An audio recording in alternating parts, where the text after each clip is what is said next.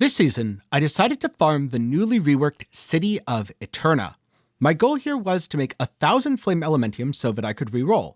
And then I got an item which I ended up selling for about 2,800 and immediately rerolled and decided that I was going to continue upgrading my gear by farming the city of Aterna, since the initial testing had been promising, but there were a lot of kinks I hadn't worked out. So this is the end result. So today I'm going to go over the trait deck I used and the Netherrealm experience, how I farmed the city of Aterna itself, and at the end, go over some of the profits that I made. If you want to know more about my build rather than just the farming strategy, well, do be sure to get subscribed, leave a like while you're down there. That'll be in a future video, and for now, let's jump into it. Starting with what I'm doing in the Netherrealm. Now, I hesitate to call this an official strategy or anything, but I'm doing what I call Aeterna rushing. You can just go to the trade house and buy all of your reverberations.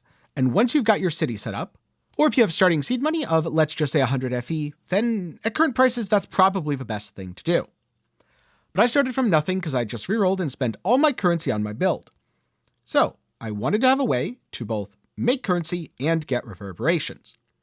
My plan was to kind of sort of do boss rushing, but instead of focusing on just going through as many maps as possible, as quickly as possible, I wanted to also add in the city of Aterna mechanic, and of course, try to get those reverberations for myself. I did this for a couple hours. And here's the deck that I ended up settling on for being the most effective.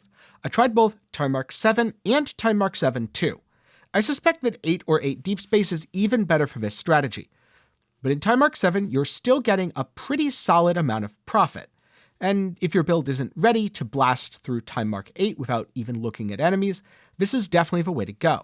The mechanics that I decided to include were, of course, City of Aterna, Cube of Malice for extra monsters that dropped loot in my map, God of Machines because it was very easy to quickly do the God of Machines trials, and that's about it.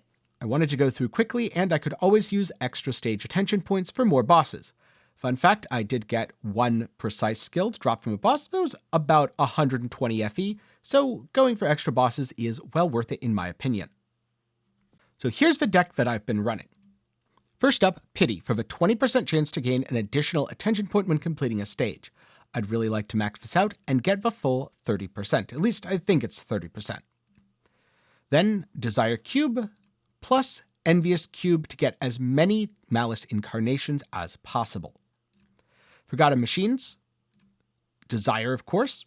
Sincere so that it progresses faster, or at least the rewards do. Friendly so that the actual encounter does, spawning way more monsters. Do be careful, it's easy to get overwhelmed. I am running a permafreeze build, so this wasn't an issue. However, if you find yourself getting overwhelmed, do not add Serious Machine. This makes it more rewarding, but the statue instantly dies if anything touches it. And then Diligent, Cheerful, Aloof, Benevolent, and Selfless. All of the Aterna cards that I had, minus the card that gives page drops, since I'm kind of past the point where I absolutely need it. Though if you were looking for something to put in place of Serious Machine, I'd go for page drops because it does help when starting out. It just falls off later when your build is already farming quickly and you have a good amount of your meta progression filled out for Aterna. So I'd go into a map, run through to the end, doing the mechanics that I found along the way. Skipping might though, because that takes too long and without cards just kind of sucks. And in terms of the chaos cards, I'd run anything good. During this, it's very important to run any drop pets that you have, since you want to accumulate raw FE, which you can use to buy more reverberations. Especially since early on the city is not going to seem very rewarding. You have to complete several cities before it gets rewarding. And that's because you need to build up the City of Aterna meta progression. So here we have it, a giant web of skills that probably looks a bit confusing and won't be nearly as filled out for you.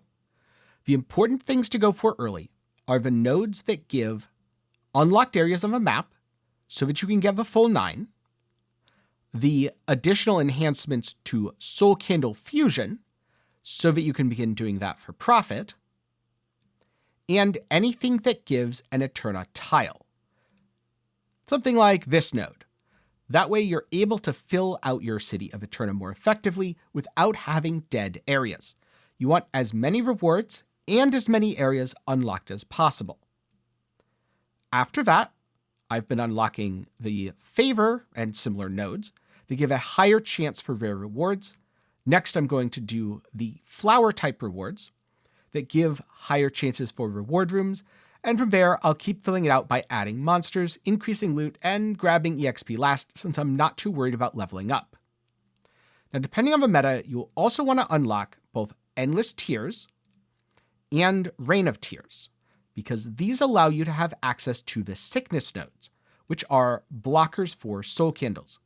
So right now, sentries aren't particularly meta, and I don't want to drop any soul candles with sentry affixes.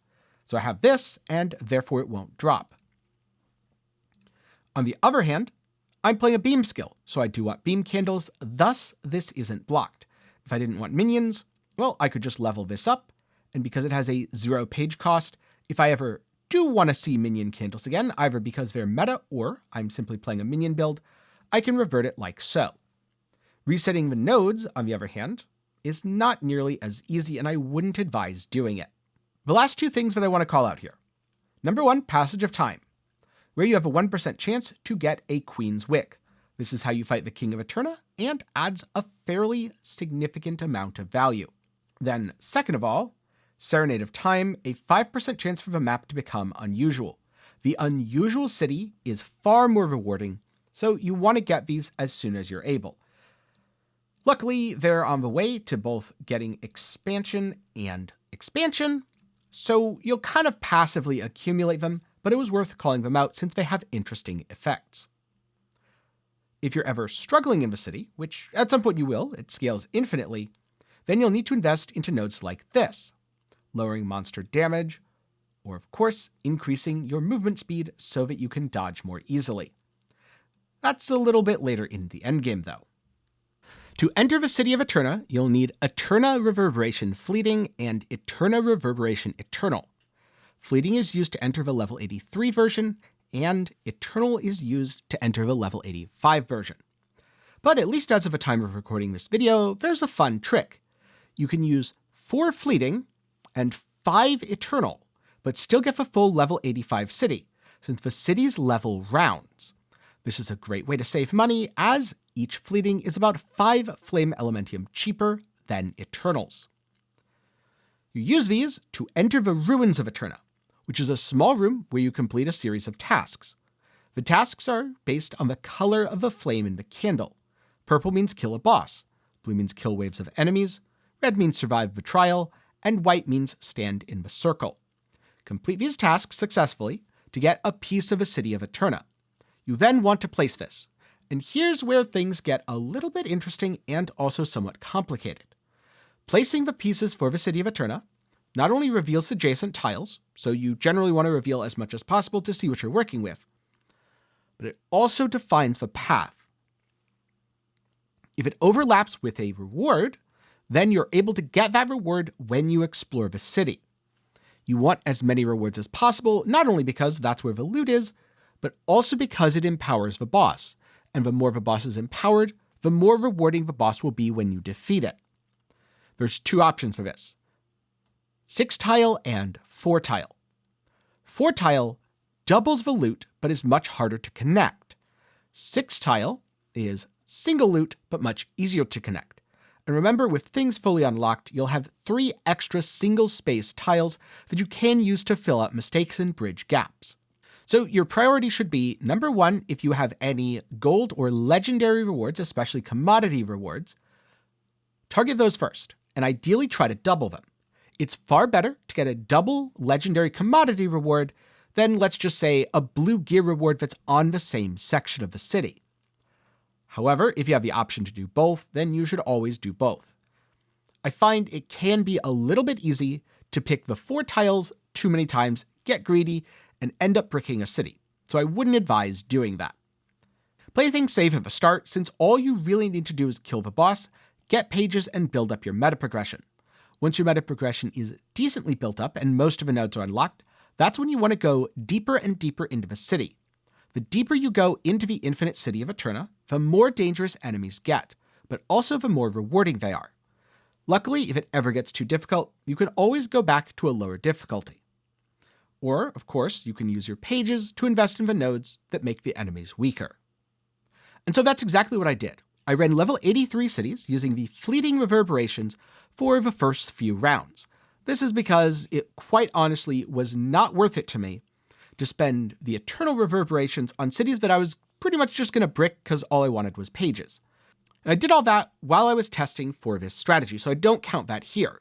What I did, however, do here is 4 total cities, 2 level 84 and 2 level 85, which cost me about 120 flame elementium. Luckily, the rewards far exceeded that. When I got into the city, clearing it is relatively simple. There's going to be a bunch of monsters and you'll kill them. Killing monsters grants you keys to the Candlelight of Sacrifice.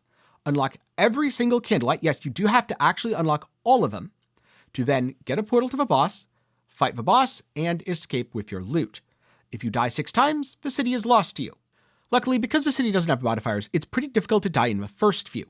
But as you go deeper and deeper into the infinite city, it becomes easier and easier to die. Also, if you happen to notice that my build is super scuffed in some of the footage, I apologize for that. I'm playing a cast on crit build, and I kind of forgot to check my energy after swapping gear, so I ended up being a cast on non-crit build because my increased critical strike support was not actually active. I was wondering why my damage felt terrible. I thought I had just gone way too deep in the city. No, turns out my build was just bricked because swapping gear is hard. But hey, I was still able to clear a level 85 city even with that terrible gear. And the reason you want to do the level 85 cities is they're significantly more rewarding than the level 83 cities. So speaking of rewards, what did I get? Well, a quick caveat before I get into that. I've been playing this character, and I tried to save most of the stuff that dropped and write down how much it sold for if it sold.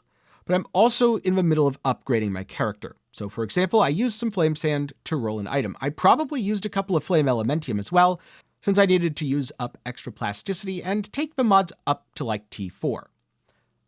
Though, this is just a rough idea of what I got from a few hours of Aterna rushing, then about an hour of running the city. First up, 384 raw flame elementium. Again, a fair amount of flame elementium drops, especially if you're able to use drop pets because you don't need the damage when you're running easy content. Having the drop pets on is far less important in the city itself. That's where you want to swap your pets to things that give you damage and defenses. Not only does the city have an innate quantity bonus itself, but also those things hit hard. They're scary and you should play accordingly. But in the time mark 7s, that's the advantage of going through content that's trivial to your character. You want to go fast and get as much loot as possible. I also got 2 soul candles, which were sellable. The goal of soul candles is to merge tier 1 mods until you get the red mods, and ideally the downside doesn't completely brick it. In my case, I sold one for 145 flame elementium and the other for 140, which is just under 200 total. I also got around 190 FE from random junk that I picked up and sold, most of which was this chest piece.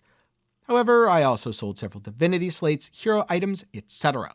120 FE from a precise skill which I dropped off a watcher, 70 FE from 2 Queen's Wicks and 1 Desire record, boss keys that I got throughout the course of gameplay, and 60 FE from 2 Ultimate Embers for 1009 total flame elementium, which I'd say is pretty good and hit my goal of farming 1,000. Just keep in mind that your result may vary. Profitability is highly dependent on the economy, how fast you can clear stuff, and of course, your sample size. If you run 1,000 cities, your results will have much less variance than if you run 10. So don't take this as super scientific or absolute fact. Instead, it's just a really rough guideline of what you can expect. Personally, I've had a lot of fun farming the city of Aterna. And one thing I like is that your build doesn't necessarily have to just zoom through maps. You can instead focus on other things, which allows you to build your character in different ways. Though I will say you do have to be careful about having too much movement speed if you're a cast while channeling or cast on crit build, because the standing in circles thing is really darn difficult if you have too much movement speed. And so that's how I farmed 1,000 flame elementium in the city of Aterna. With that said, I'm curious, what's your favorite farming strategy in Torchlight Infinite, and have you found it to be successful in the current season? Be sure to let me know down in the comments below. And if you want to read more on the city of Aterna, then I'll link to an article over at MaxwellGG. And again, remember, if you want to know more about my build, get subscribed as I'll cover that in a future video. With that said, a special thanks to my patrons and channel members for the continued support. For as low as $1 a month, you can make videos just like this one possible. I'll admit, I'm usually not one to just blast maps, either in Path of Exile or Torchlight Infinite. So I like strategies such as this, where I don't have to go as fast as possible and instead can kind of chill, think about things, and take it a little more at my own pace. With that said, that's all for me today. Thanks for watching, I hope you learned something, and I'll see you again sometime soon.